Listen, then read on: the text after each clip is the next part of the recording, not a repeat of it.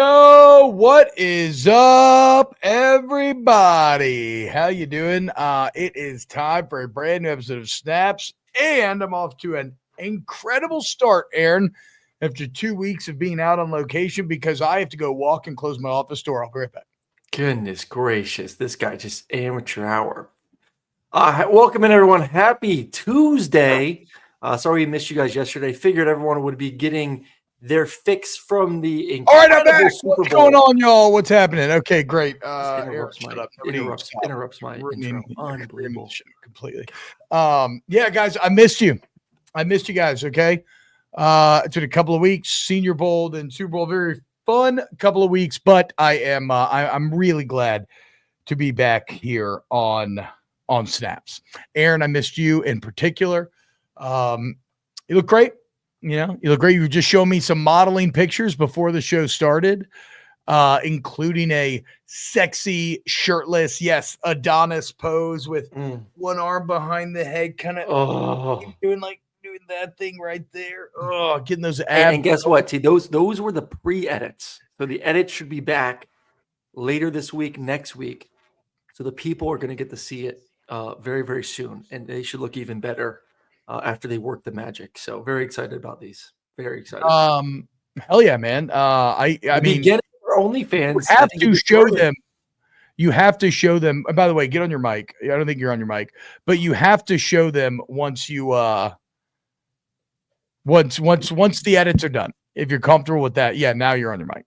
If you're comfortable with that, once the edits are done, you have to show our wonderful Snaps audience that. No, it's going out. There's no doubt about it. OnlyFans, only Snaps is just beginning. Next is you doing your shirtless poses. Dude, I can get a little. You just want to do?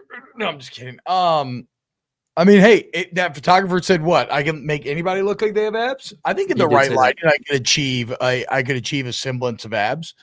In fact, sometimes when I'm in the bathroom now and I look, I see like 2 abs, or at least the outline of them starting to appear. So, we okay, slowly, but surely trying to. Even though I will always say, guys, and we all know this to be true, you cannot trust a man with abs. Really?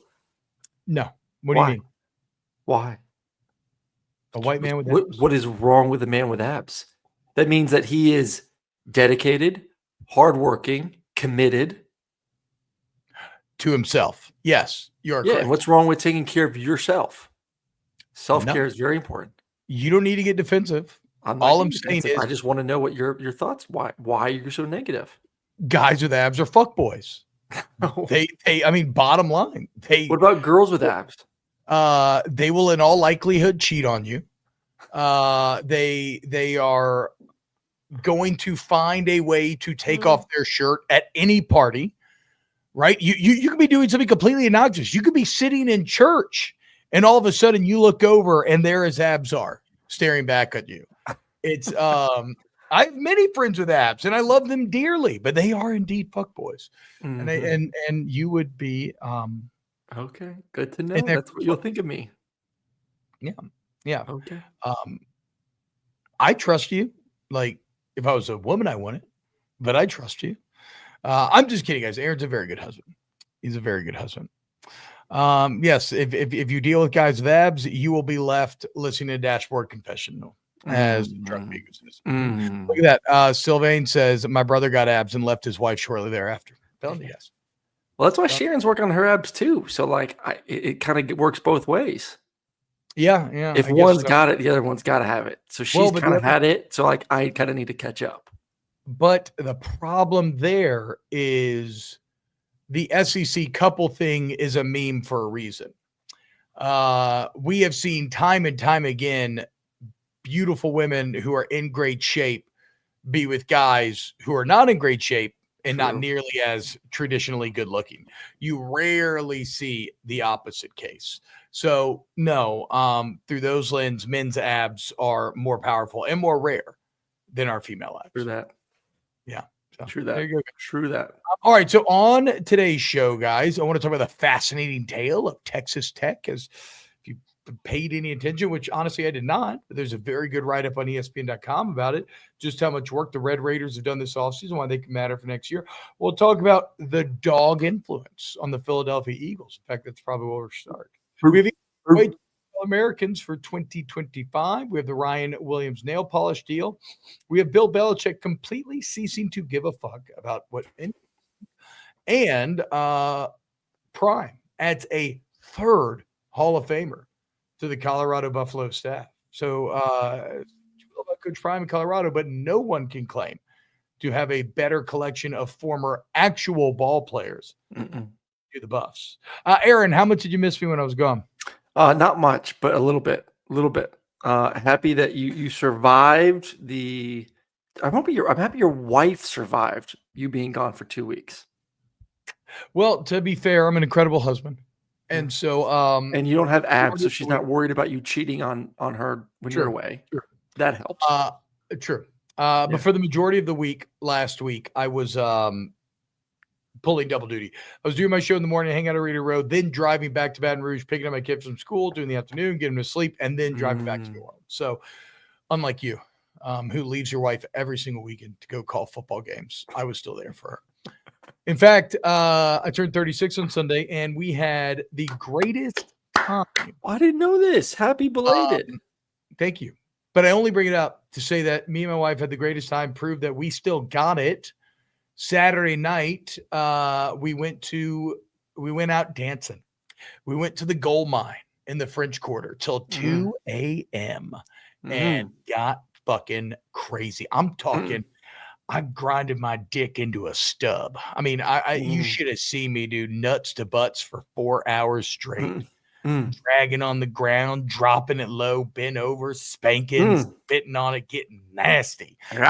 Flaming Dr. Pepper's gold mine. Actually, the home of Flaming Dr. Pepper's, invented there back in the day. So shout out to Gold Mine. You know what I like about Gold Mine? And everywhere, everybody needs this. Everybody needs this. Their city needs this. And I hope that everybody has a place like this. But you can dance at any age and you will not be judged. Okay. It's the only place. I mean, to be fair, it's the only place that I've really run across this like that in my life. It's like Johnny's Hideaway in Atlanta. Yeah, actually, yes. Actually, yes. I would say so. Shout out Johnny's. I've been to Johnny's, gotten kicked out of Johnny's. But yes, it's like we even had like an older couple, probably in their 50s, grinding next to us, and then 20s and 30s, and a bit all over the place. So it was really fantastic. No judgment. Great dance floor. Super fun grinding with my wife. Johnny's where I witnessed for the first time swapping. Now, why am I drawing a blank? What's the correct word? I think like a couple swap swinging, not swapping, swinging. Yes. So how did you know they were swinging? Because I was the fifth wheel. We all five went out.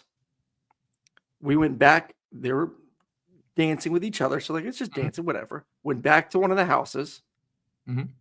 They're neighbors. Yeah. Then one husband who lived at the other house took the wife living at that house back to his house, and the wife stayed with the other husband at that house. So swinging, but not in the same room. Yeah, that I feel like that requires a lot of self-confidence. In yourself and the relationship. That's very cool. Good for them. Yeah. So wait, what the fuck were you doing there? Just drinking, and then just kind of. But you don't even drink that much. This was like back in. This was my first. This is before I was even a rookie. Like my first off season after college. I was like 23. Were they hoping that you were going to get involved on either side of the equation? Were you just sitting there on the couch? Like I need just a tiny more detail before. Yeah, they were significant. Like they were in their like late 40s. Okay. Yeah. So wait, you were just eye candy to get everybody a little horned up for the. Was a little eye candy to get everyone. What? And then they just tell you like, "All right, Aaron, later," and everybody leaves. Yeah, everyone just kind of disappeared. I'm just like sitting there watching them go off with the wrong person, and I'm just like sat there by myself. Like, I thought something was weird at Johnny's, and then now that was just confirmed at the house. Did you at least ask to sit in the cut chair? No, I was not asked. No, I should have. No, did you? Know what? No, I didn't know what the cuck chair was when I was 23. I mean, to be Yeah. fair, technically you're not being cucked there, Yeah. but generally it's a chair for voyeurship, and that could have been you. Oh well. Mhm. Oh well. All right. Mhm. Hey, how about this, guys? You want a quote? I know we got a lot of Georgia fans that enjoy the show, so this quote's for you because this is a quote that if I was Kirby Smart or the Mhm. Georgia social media team or whoever, I would have this thing, even though it comes from an Alabama guy, I would have it posted up everywhere, all over my building. I'd be put in front of all sorts of recruits. Here is what Jalen Hurts had to say post Super Bowl win. Shout out Ari Wasserman, who wrote this up on 3. Quote, a big part of it has to do with the Georgia background on defense. I think it starts with Nakobe Dean and all those guys who are able to play ball in college together and bring their ways to the league. I think that has a big impact on our culture on defense, how they play, how together they are. I think that seeps through the team in many ways. I mean, here you have the Philadelphia Eagles, Super Bowl champions, who are maybe the most well-constructed NFL team I've ever seen in my entire life. I mean, Howie Roseman, this is a masterclass in GMing. Yeah. They have an incredible and gigantic offensive line. They've got the best running back in the league. They have one all-pro receiver, one guy who may end up an all-pro receiver by the end of his career. They have multiple all-pro defenders and elite defensive line. Elite. And they got a white DB. Cooper DeJean. They got a white Yeah, DB too. they were like, okay, what's the one thing we need? We need corners and running backs. Okay, we're going to draft 2 who end up both being hits as rookies, and we get Saquon Barkley. But the point of this is, so within that context of this unbelievably well-built team, there's a lot of different things you could point to as saying this is why we're so good. So for Jalen Hurts, the leader and quarterback who was once at Alabama, to specifically reference the Georgia culture and the quote dog influence on why that defense and therefore the team is so good. Talking about seeping to the team, that is powerful, unbelievable for Georgia PR from a Georgia, especially coming from Jalen Hurts, because I think we all realize what kind of person Jalen is: hardworking, grinder, committed. Incredible leadership, self-discipline. I mean, like, he is the true, a bit like what is a quarterback and what should they be from a personality standpoint? Like, Jalen is that guy. So to have someone who knows what it takes to overcome issues, to overcome maybe not being the best thrower, to overcome being benched, to have to transfer, to not being a first-round draft pick, to now being a $50+ million quarterback winning a Super Bowl. For him to say, I know what it takes to win a championship, to go through adversity. I know what leadership means. And I see that on defense from our defensive players that went to Georgia, and that commitment, that work ethic, all that. I'm with you, man. Like, if I'm Kirby, I don't care who said it, from what damn team, if it's our biggest rival, if it's a Georgia Tech, Florida, Alabama, Texas kid, that is a powerful statement from a powerful person that Kirby Smart should be smiling from ear to ear right now. And it also brings up, and by the way, if everybody's trying to keep track of the amount of Georgia Bulldogs on that Eagles defense, of course, you have Jalen Carter and Jordan Davis on the D line. You have Nolan Smith. You have Keely Ringo. You have Lewis Klein and Nakobe Dean. 6 Eagles defenders. You know what else it does? Just reinforces how absurd the defense was in 2021. Kind of shows you, like, we think a lot about something like the 2019 LSU offense, where it's like Jamar Chase, Justin Jefferson, and Joe Burrow. Like, that's unfair. Yeah. Like, those guys should not be playing on a college football field at the same time. It's harder for that to ring true on defense, I feel like, for that to be as obvious. But after watching what the Eagles just did to Patrick Mahomes and the Chiefs, and then understand it was the exact same thing those guys just did in college to the tune of a ring, you're like, oh, okay, so that was equally as unfair. That they were all on a college football field together just a few years ago, or most of them. Oh, yeah. And it goes to chemistry. It goes to work ethic. I mean, if you talk to scouts or GMs, or you just through the grapevine hearing things, they love going to Georgia practice. And the same thing with Alabama. One, you're going to get the best talent. Like, let's be honest. Like, those teams get the best talent. But also they're coached to a certain standard. And this brings something I want to bring up to you, too, separately, about where Alabama is now compared to maybe where they were with Nick Saban. But like if I'm a GM, I know that if I go get a Georgia player, they're going to know how to practice to a certain level of excellence. They're going to be going against some of the best players day in and day out. So I'm getting someone who can jump in right now and help my football team. But there was a quote last week by an Alabama player about, which got big time news, but you and I haven't talked about it, about how this year we have to show up to workouts, that we have to show up on time. And it kind of was like, what? Like, was that not required a year ago? Who said this? I missed this. I gotta look. It was an Alabama defensive player said it a week ago about how this offseason's already shaping up to be different. Guys are actually showing up on time to things and workouts, and you're just like, or required might have been the better verbiage for that. And you're kind of like, what? Like, you can't be late to workouts no more. No more. What? And it just shows you like the standard that Nick Saban had, the standard that Kirby had is something NFL scouts like, bam, I know what I'm going to get. I don't know, man. So this is, again, everybody's only going to speak from their own personal experience. But I guess to be fair, LSU was very successful when I was there. So, and that standard was set by Tommy Moffitt. But I mean, our first ever meeting that we had, so we used to cross these train tracks to get to the football ops building. Mm-hmm. He said, I don't fucking care if you get hit by that fucking train. You drag your bloody ass into the weight room on time or you're fucked. I mean, I think I was late for like one workout in 5 years, and I was a senior. And honestly, it's because the new Call of Duty had come out and I lost track of time. And because I was a senior and a leader at that time, he actually gave me grace, which was fucking shocking. But no, dude, we didn't have people. Like, if you have people showing up late to workouts and they're not kicked off the team, your program has failed. Bottom, like full stop, bottom line. There are certain things. It's like if you give a mouse a cookie, right? Mm-hmm. If you give them, you can't. That is one of those standard things where if you give them an inch and you allow them to take a mile, you're fucked. You're fucked. We had a 5-star player my sophomore year. I think in my junior year, maybe, whatever it was, but it was a 5-star. So obviously you're going to do everything you could to make sure that player was going to find a way onto the field. But off season, never show up to workouts, never show up to facility. We had to go to the dorm room, banging on his door, and drag him out so that we could teach him the offense. No way he made it. He got kicked off. He got kicked off a year later. Yeah, he got kicked off. That's what I'm saying. Good. Yeah, good. 5-star. But like you can't have that. It's not. It is selfish because everyone else has to waste an hour of their day to go to the dorm rooms to get this kid out, to get him going. Because the thought is like he's going to help the team because he's so good because he's a 5-star. But we're wasting our damn time and energy because this kid won't fucking show up.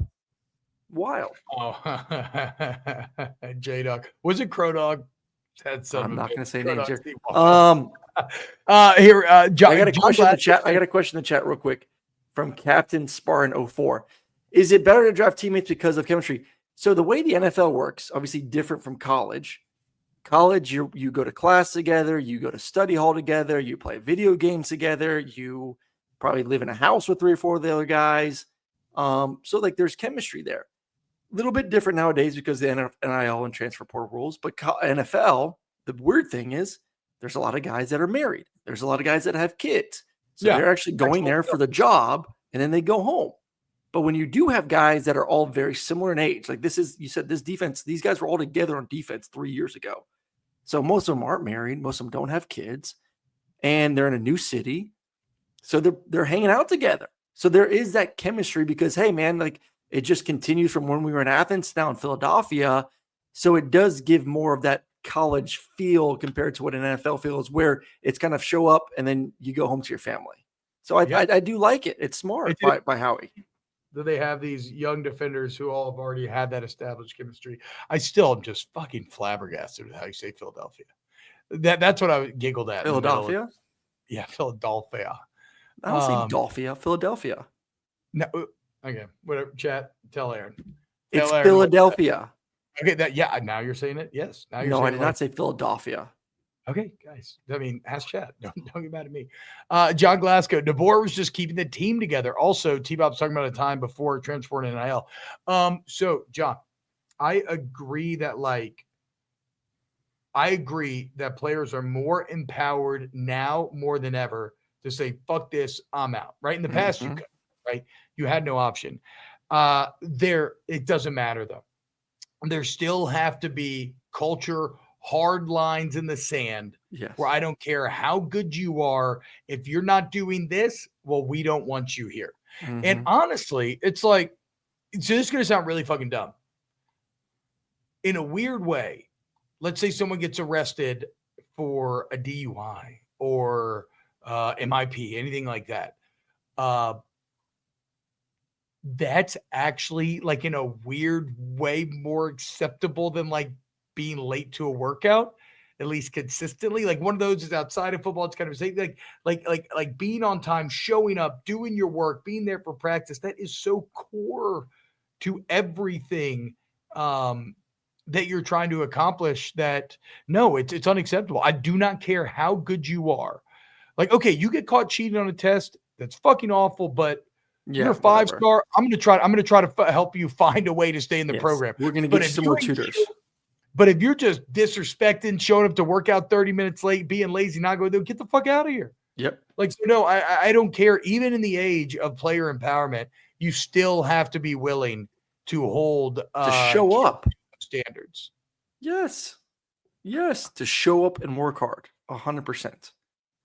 So I was very, very taken back and shocked when that was said about Alabama.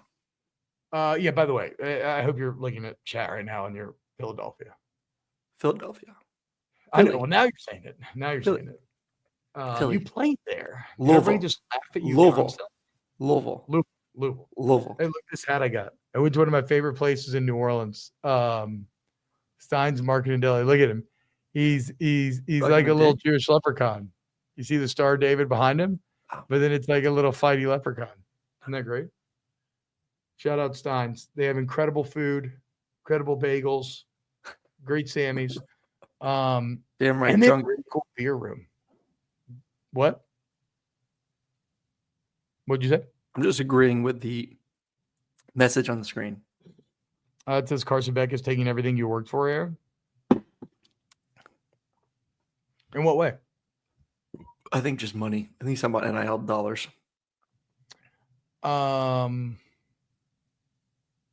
Get the fuck over it, dude. Stop whining about what you don't have and be happy for that the players get paid now. I am happy. I'm 100% happy. You're kind of acting like a little bitch. No, I'm not. I'm all for it. I'm very happy for them. All right. So next up, okay. So we're already kind of talking about Alabama.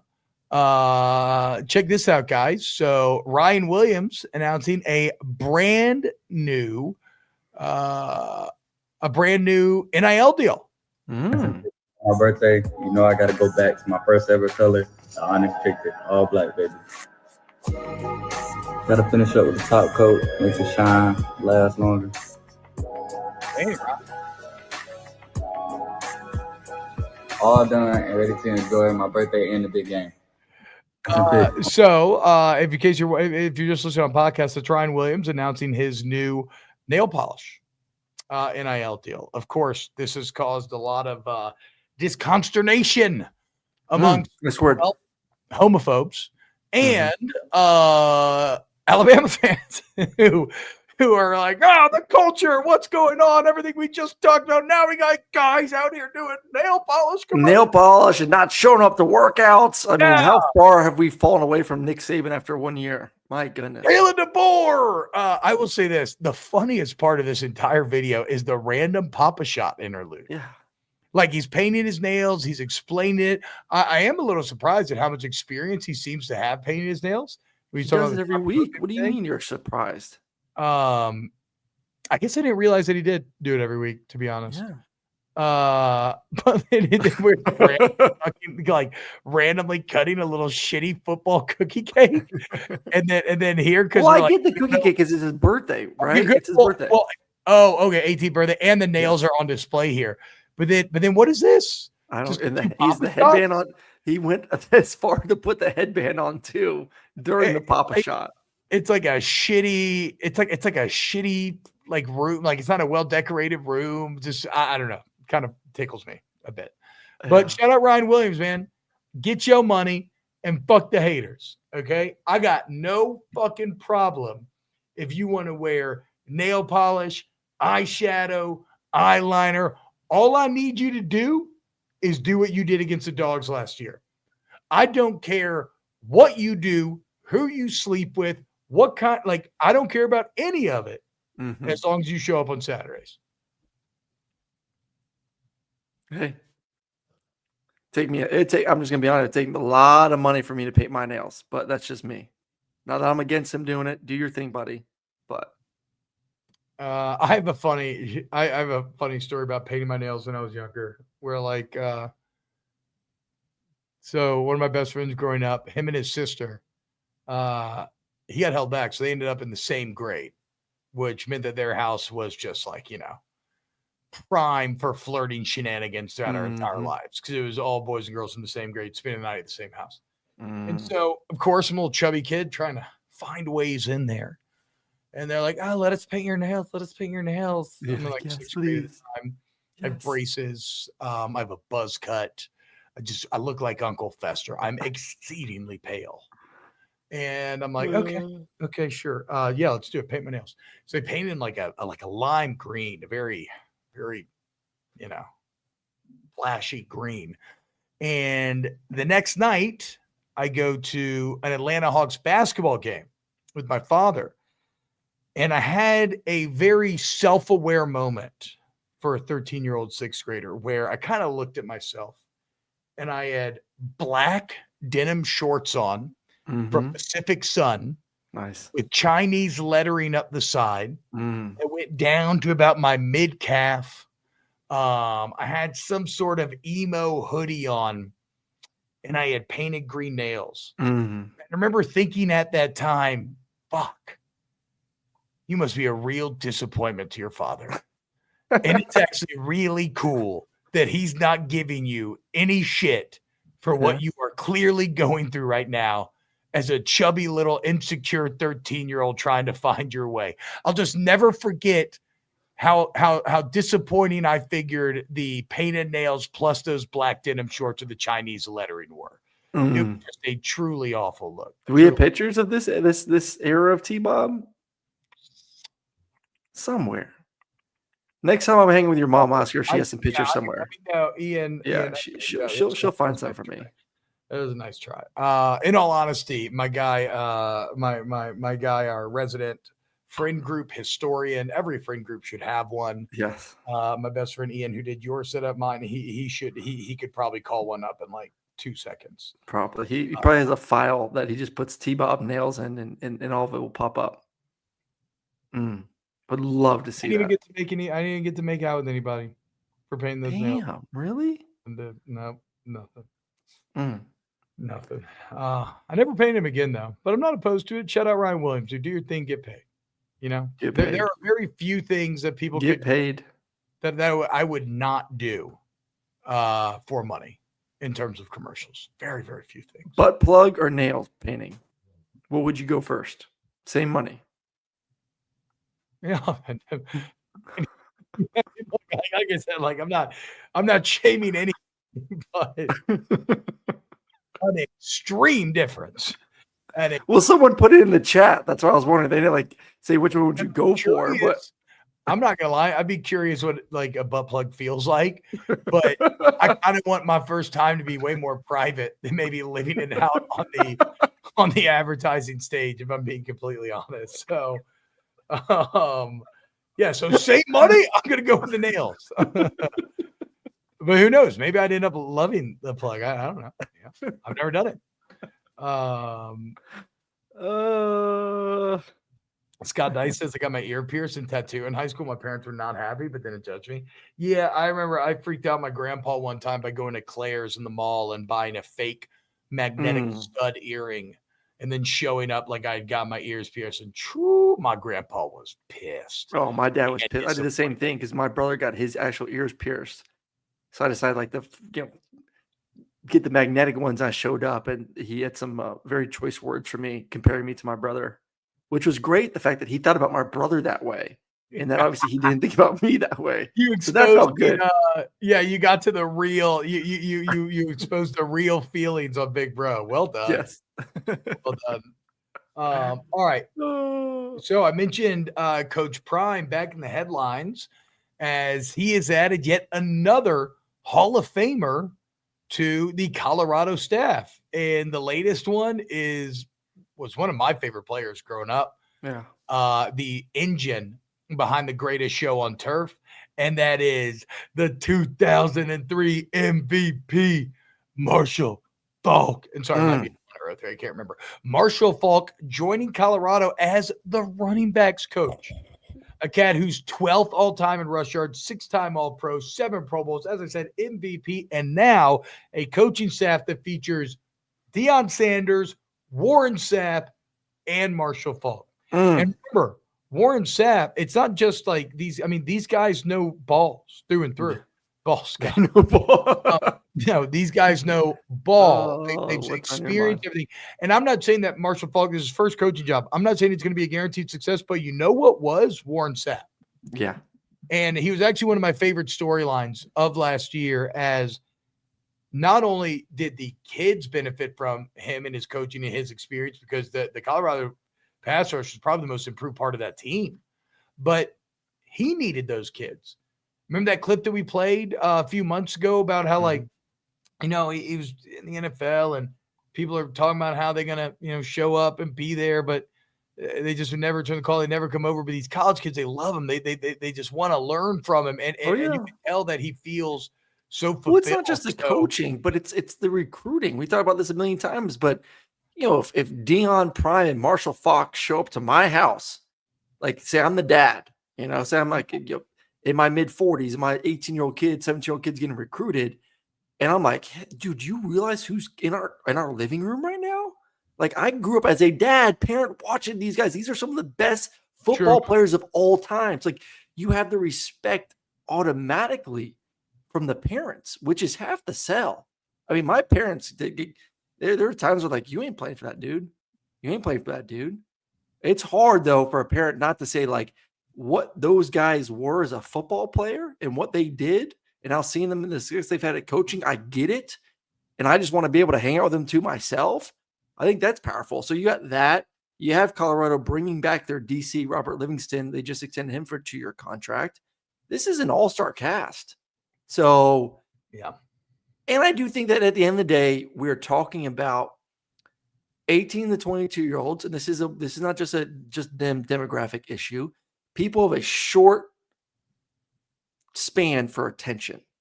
Okay, like it's all about, can you grab my attention now? But if I'm sitting in a room with Marshall Faulk and we pull up some highlights of Marshall Faulk and what he did in the NFL, do you not think those guys are going to listen a little bit more in that meeting, knowing that they're learning from one of the best? He was the precursor to all modern age running back play. The guy who rushed for 1,000 and caught for 1,000 in the same season over 20 years ago. And so in case people don't remember, I think it's very quick list. I think it's worth listening. Here is Warren Sapp last season talking about what coaching means to him. For someone that never wanted to do this, I am really addicted to it right now. The babies are really giving me a purpose in life, and I'm enjoying it. Did you get here? You know what? When me and Prime was first talking about it, and it never dawned on me until the babies got to me. When I was in the hot tub, trying to get my hip right, just to work with them a little bit, it flooded me. And they were reaching and grabbing and asking questions. And I've worked with pros that'll get my phone number and tell me they're coming to Miami and my house is 1.5 miles from where they work out, and they'll never call. These kids called me 5:30 in the morning. Hey, Coach, you want to come watch tape with me? I mean, bro, that's just wholesome. Yeah. If you're watching online, you can see how emotional he is when talking about it. I mean, that sounds like somebody who's gone through almost a spiritual awakening. Again, he said he found his purpose in life again. I love that for Mm. Warren Sapp. And I love for Colorado that they got Marshall Falk now on the staff. So here's what Marshall had to say, quote, Deion is an elevator. He's going to elevate you as a person. He's going to force you to elevate your life. That's what he does. He lifts people up. A lot of times the light may look like it's shining on him, but really he's shining the light on somebody. We're good friends. Whatever I can do to help him out, I'm going to do. So Nice. I think that's but that is so true. We so often think of Deion as being the guy who's like absorbing all the light, right? Like the spotlight's on him. So I love this perspective of Falk being like, no, he's actually shining on everybody else and bringing everybody else up around him. And yeah, Locke, yeah. Warren Sapp calls the players the babies, which I love. The babies. Big year for Colorado, man. Big year for Deion. Big year. Yeah, it's gonna be tough. Mm-hmm. It's gonna be tough. Mm-hmm. But culture, year 3, culture set. Belief is now set. I think that's half the battle. I mean, you got to get dudes to believe you can go out there and win. And right now, people believe you can win at Colorado. So, you know who's pretty good at winning? Bill Belichick. Mm-hmm. Did you see Bill Belichick at the NFL awards? Because look, it is. I am completely used to very old successful men dating, young, good-looking women. What I'm maybe not used to seeing is doing it so openly, right? So a lot of times this goes down and it's something kind of hidden in the shadows, and you know what's going on, but they're not like hitting the fucking NFL red carpet. Well, look at our guy, Bill, dude. I mean, he's what, 77, something along those lines. He ain't feeling 77. That's for damn sure. 72. Bill Belichick 72, and she's like 24. And my guy is out here suited and booted with the background. Was she like a big like Patriots fan? Like, I got to be honest, I did not. I didn't care enough to look it up. I think she used to be a cheerleader for somebody. 72 and 24. Thank you, Von Bluesman. Jeez. 72 to 24, which is again just kind of fucking insane. In that, like, I struggle to talk to someone who's 5 years younger than me, much less 10, much less 50. God. What do they converse on? But look at Bill, though. Like, really break down the picture here, because not only is he very openly like, yeah, dog, this is my girl. This is a red carpet. She's rocking a Super Bowl ring too. That's what I'm saying. He's got all of his Super Bowl rings with him, which led to some hilarious images later where he's got like 8 rings on.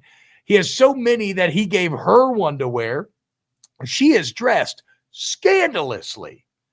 Midriff exposed. I mean, really putting out there. And look at that fucking smirk on Bill's face. I mean, you want to talk about recruiting. Tell all these fucking high schoolers, hey, my girl's hotter than yours. Yeah. Like, oh, okay, you better watch out. I might steal your girl, but for real.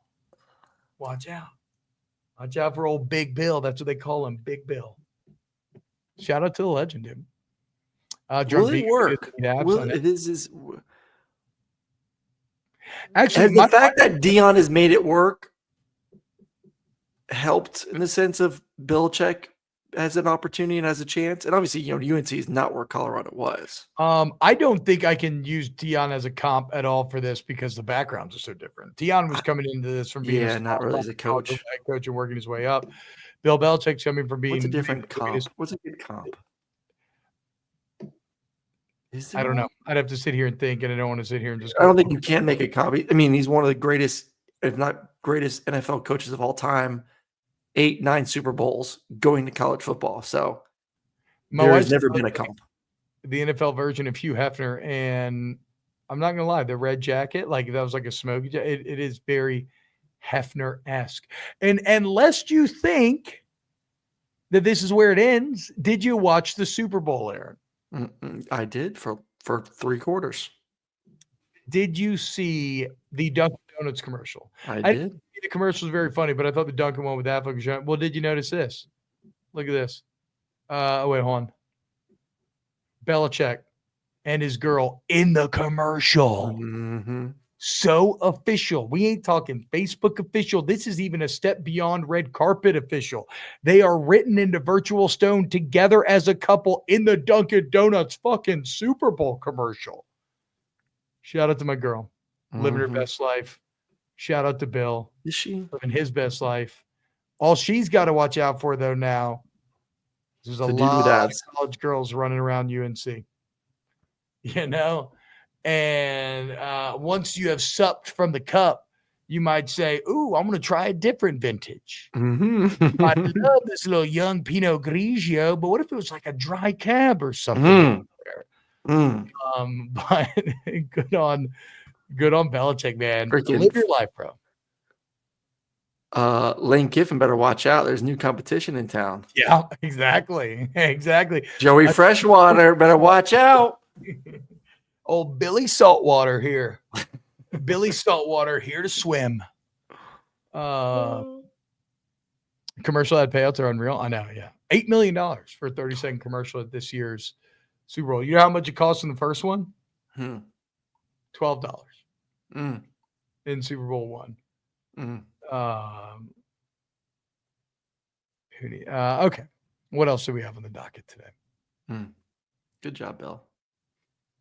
Oh, the curious case, or the fascinating case of Texas Tech. So you may have missed this.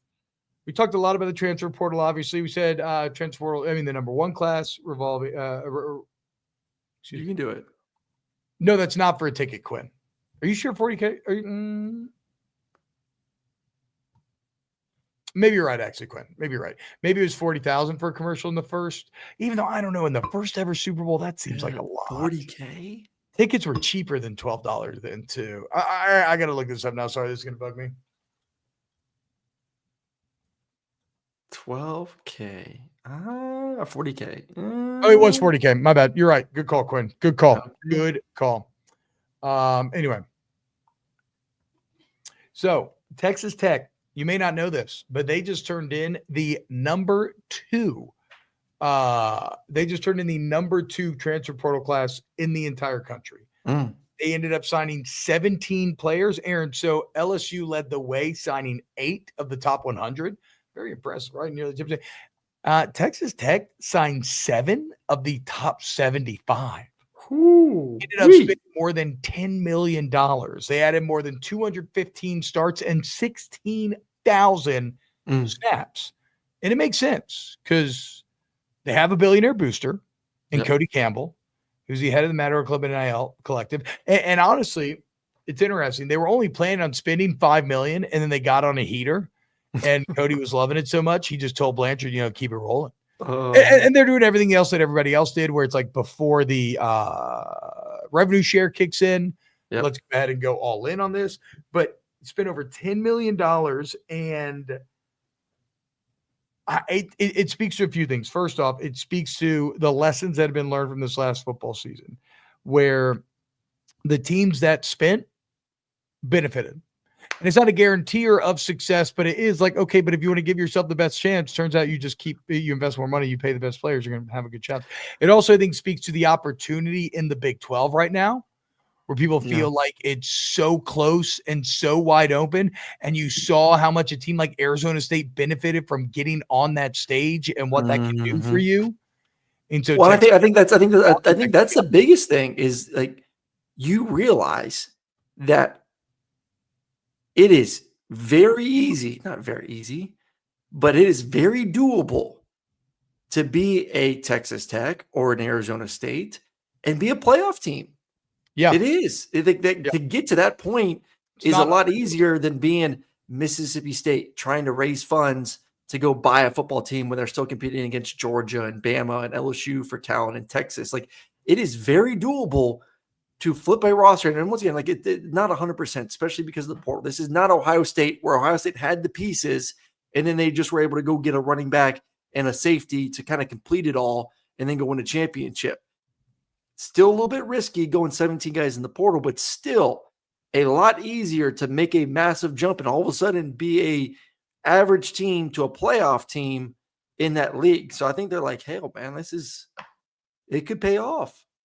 So another reason, in my opinion, Aaron, I know you hate auto bids, but this is another reason why I like not auto seeding, but this is another reason why I like auto bids. This incentivizes teams to go for it so therefore to try to make their team as good as possible, because they know, okay, wait, this is not going to be a committee that's going to hold me out of it because they tell me I'm not good enough. If I win the conference, I'm in. Yep. Make no mistake. Campbell's made it very clear to Joe McGuire that is the expectation. They are all in on this season. They fully expect, they expect to win the Big 12. But the guy to really highlight here is the Texas Tech general manager, James Blanchard. In fact, that Drunk Bigo referenced it here in the chat. But in fact, Blanchard was so successful with this transfer portal class, Aaron, that Notre Dame actually ended up trying to get him to go to Notre Dame to be their GM, and he told them no. Why did he tell them no? Texas Tech gave him a raise. He's making $1.5 million a year, 3 years, 1.5 a year to be the Texas Tech college GM. Money in the sport. And again, I want to money in the sport or money in Texas. A lot of money in Texas. I mean, Texas Tech gets tons of money. By the way, they just here's their what I do. They have a new stadium facility. Something's been upgraded. They redid their stadium, but they spent $240 million on their new football facility. You see this? I think it's like 40-foot video board. We're able to use our walkthrough room. That's fucking awesome. Room. And so the Sky Bridge is open. Our guys can cross over. Yesterday we had a developmental lift with our young guys. They were able to lift in the new weight room.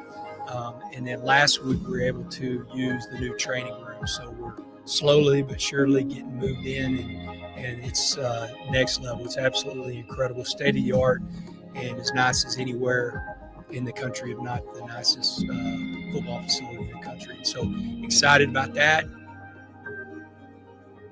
So, and that was from November. So they're still opening up different portions of that. But if you're just listening on podcasts, there's just a really nice football ops. Yeah. And again, they spent $240 million there. Obviously, they spend more than $10 million in the portal. They're paying their GM 1.5. They got money. Joey McGuire's got to make this work. But to go back to Blanchard for a second, the GM, listen to this quote and understand these are the type of guys that I want to be working for my college football team in this new era of college football. And I'm going to read a full excerpt from the article. Blanchard admits there were some nerves and jitters as December neared, and it was time to compete. But he felt fully prepared for what he calls the, quote, beautiful chaos, close quote, of sorting through the thousands of available players, making calls and offers, scheduling official visits, and negotiating with agents. Quote, it's chaotic, but I'm a psychopath for it, he added. To me, it's becoming the most exciting event of the college football season for personnel people.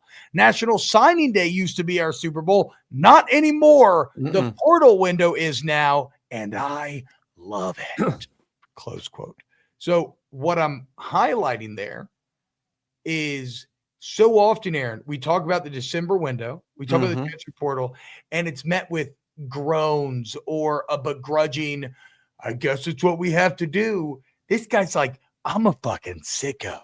I love it.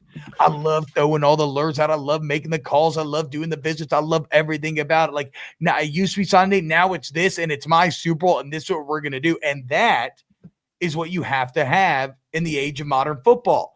Not someone who is pushing against the tide, but is actively flowing with it, embracing it, and going for it. But it also takes Texas Tech and their coaching staff giving him that level of responsibility and trust to go essentially run that part of the organization. Yeah, I think that's where we're getting to a point. You know, I remember my conversations. We talked about this a little bit last year when I went to Ole Miss and I talked to their GM for like 45 minutes in between the coaches' meetings and kind of seeing what they're doing and how they're preparing for the future.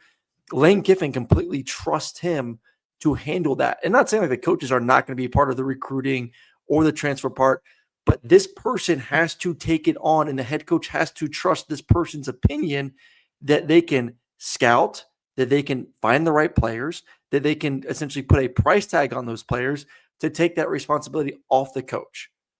So $1.5 million means you better freaking love it. You better take responsibility, and it better freaking work. So good luck to him. But I love it. Like, I'm all for every team having a GM to essentially create some balance within the structure of the coaching space. Well, if you don't have a GM, you're losing. And as Texas Tech is showing you, it's probably about time to start investing in a GM. Not it's going everyone to does, become a though. very Not highly everyone does, though. yeah, I think, and it's dumb. I think it's extremely dumb. You better have a damn GM. Now, a lot of people do have GMs though, but maybe don't have like a technical like GM title. But still, there needs to Or be they don't trust them. I think there's absolute trust maybe here. Maybe. Well, I mean, yeah, okay. So to be fair, yes, he did say in the article that the only guy when he's on these visits, the only guy he really lets him talk to is McGuire. Like, not even the position coaches get to sign off of him and everything. And he even says that, like, while he does trust his own scouting, that mainly they just look at the NFL and they're like, what does the NFL think of this guy? Because they're the ones that do this year round. They're the ones that get paid for it. And if the NFL's high on him, then we go after them, which is a beautiful simplicity there. You know, don't overthink it. It's kind of like the Jets owner's son who just goes off ratings on Madden. If they have a high ranking, we should go after them on Madden. True. Madden fucking Madden knows. people do for a living. Yeah. Here is, just to end the show here for a little bit of fun.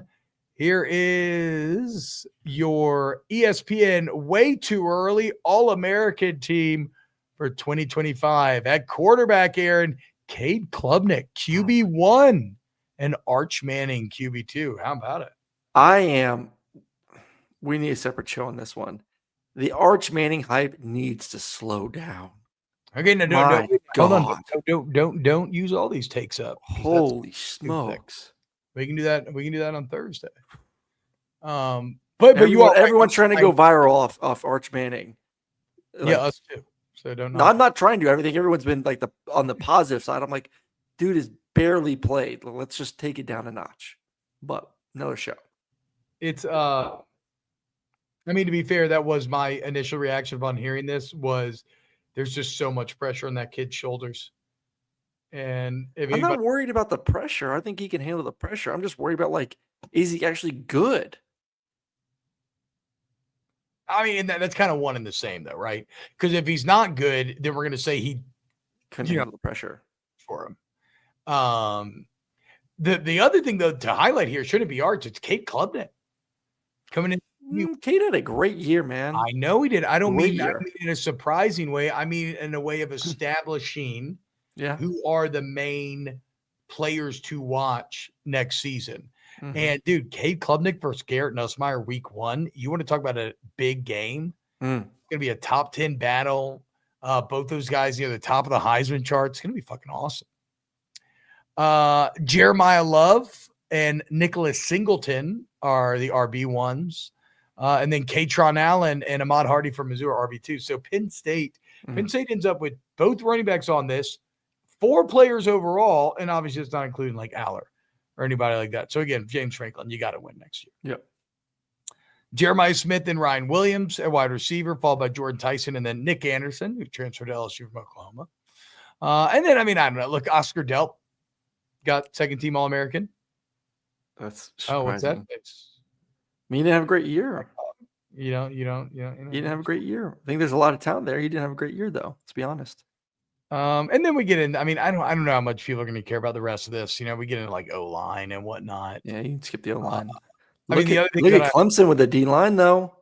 Yeah, Peter Woods is a beast. Oh yeah, TJ Parker. I didn't put that together. Ooh, God, you want to talk about a tough test for a new look LSU offensive line again, week 1? LSU about to lose week 1 again. 7 years in a row, baby. Or no, it'll be 6 years. 6 years in a row. Let's go. Love starting from behind. Let's fucking go. I can't wait. I will not be choosing LSU to win. Full stop. I've literally chosen to win the first game 5 years in a row. Okay. I mean, or at this point, do I just say fuck it and go for 6? I don't actually know. Dylan Stewart, first team. I'm going to be very interested to see how Stewart does now that he's going to have all the defensive focus. Not to say that he won't be great, but like if he can increase his production, 6.5 sacks, 3 forced fumbles, 10.5 tiffles, if he can somehow increase that, because Kennard's gone, right? Yeah. Like, you had to respect a lot of South Carolina's defense. What happens when you can double him? If he can still get it done, then yeah, guy's insane. Texas gets Anthony Hill Jr., first team all linebacker. Ole Miss and Centurion is, how do you say that? Centurion? Centaurian. I always said Suntory. Centauri. Centaurian? Oh. Didn't you call Ole Miss games? One, but it was so long ago. I don't know. Oh my God. I love that you just like that none of the information from any of these things sticks with you. I literally called them. I called the game in week 3. It has been a good 7 months since I called an Ole Miss game. For sure, but I feel like when it's a weird name to pronounce and you learn the pronunciation, that stuff, like it's like when you learn to say Yamaliava, like then it sticks with you because you're like, Yeah, but how much do we talk about Iamaliava like every week? You tell me that you don't talk about Sunturn Perkins every week? No, I did not. Well, he's a first team All-American. Maybe you should, you fucking idiot. So, Jadeveon Clowney, going back to the defensive end question, freshman year, 2011, had 8 sacks. Okay. 2012 had 13 sacks. Okay. 2013 had 3 sacks. What the hell? He kind of chilled in 2013. Yeah, he did kind of chill. After he took the head off that guy for, was it Wisconsin? Was it the game? Michigan. Bowl game? Michigan. Kind of just My took boy, off. Josh Jurasic actually locked him up in a top 5 battle in Death Valley. Fucking awesome game. But he literally was saying that like Clowney was like, "Whoa, chill, bro!" Like when he was like going at his knees and stuff, being like talking about getting drafted and stuff. So I think he was pretty. I think he was pretty much like get me to the league by his senior year. Anybody? Jamar McCoy, another SEC name here, from Tennessee, first team All-American cornerback. Caleb Downs on here. This is kind of exciting. Dylan Thieneman, second team, but of course Thieneman. I just love that name. It sounds like you're saying cinnamon, but with a lisp. But he's going to be at Oregon. He's kind of been buried in Purdue, like incredible football player that we've never gotten to see in the big stage. Now you will get Caleb Downs versus Dylan Thieneman. You fucking love it. Yeah, it's so funny to me every time I say it. Thieneman in a Big Ten regular thieving game. Oh, look at that, another LSU player there, Barry and Brown, kick returner, first team. There you go. There you go. There it is, guys. First episode of Snaps back in the studio. Let's go. We back. Felt good. Felt good. Thank you, everybody, for hanging out. Please, guys, if you enjoy the show, hit the like button, sub to the channel. Sub to the channel. Sorry, hit my finger. Sub to the channel and Feels in a Podcast, rate, review. These are free ways that you can help out. Yes. So Aaron has highlighted a comment from Scott. Tbob has never kissed Aaron like he kissed Deuce. Yeah. Me and Deuce McAllister exchanged a kiss on air. What of it? Very jealous. I know you are. Man. You got to work for these lips. Okay. What, you think because you got abs? Yeah. Belong to you? I was showing you my half nude picture earlier, working on it. I know you think that. What I'm telling you is I don't play those games. Okay. You know the fuck boys with the abs. You don't trust them. I get it. Exactly. I get it. Okay. Exactly. I'm okay. I get it. Cognizant of your bullshit. All right, guys. We love you. We will see you on Thursday for a brand new Snaps. Later, guys. Have a great one, everyone.